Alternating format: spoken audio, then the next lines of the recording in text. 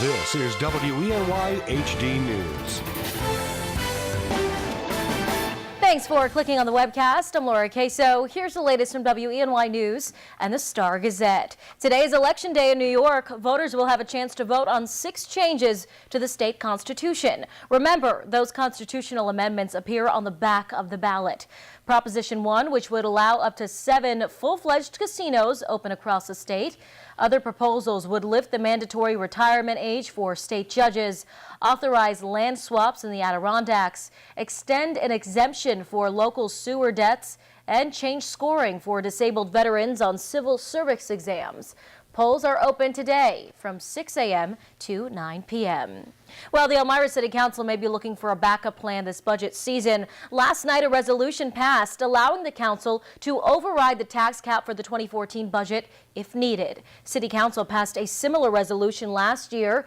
It's only a precautionary measure, though, to make sure the city doesn't have to pay an expensive penalty for even slightly going over the tax cap later on. There is a public forum on the possible tax cap override for Monday, November 18th.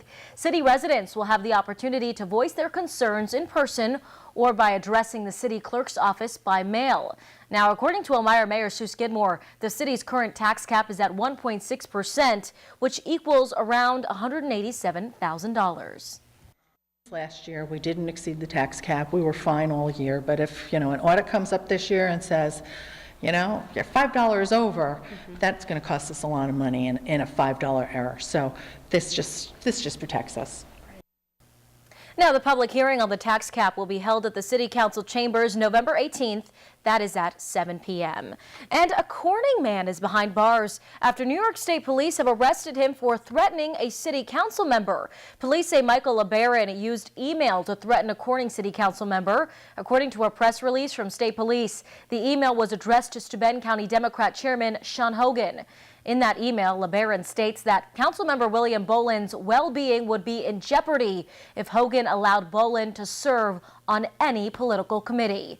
LeBaron was charged Monday with second-degree coercion and second-degree aggravated harassment.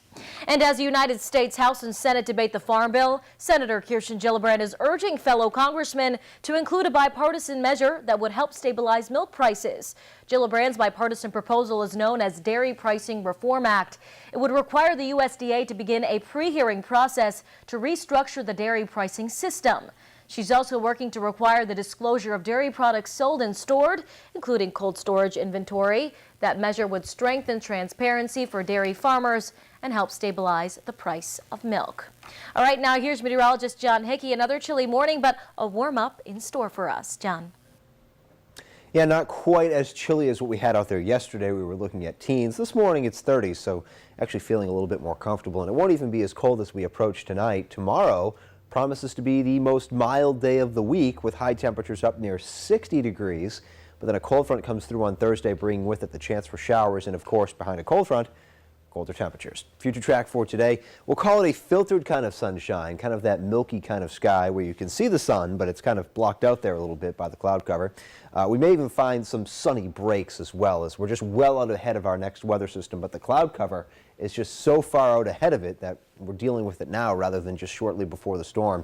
So we go in towards tonight, temperatures generally dropping into the mid-30s overnight, and then we're starting to watch that cold front back to the west. This is Wednesday at 8 o'clock in the morning. Notice still high and dry as that rain well out by Michigan, and we're still looking good here in the tiers. But overnight Wednesday, and especially for Thursday itself, that's when that front comes through. We'll see the showers. Temperatures likely to be warmest in the morning and then cooling as we go into the afternoon. First warning 7-day forecast, temperatures, well, cooling off as we go to the weekend with only mid-40s on Friday with a chance for a shower, and then a little bit unsettled for Veterans Day weekend. That's your forecast. Here's Laura. All right, thanks, John. For the latest news, weather, and sports, be sure to watch WENY News at noon, 5:30, 6, and 11. And don't forget to pick up a copy of today's Star Gazette. I'm Laura Queso. Have a great one.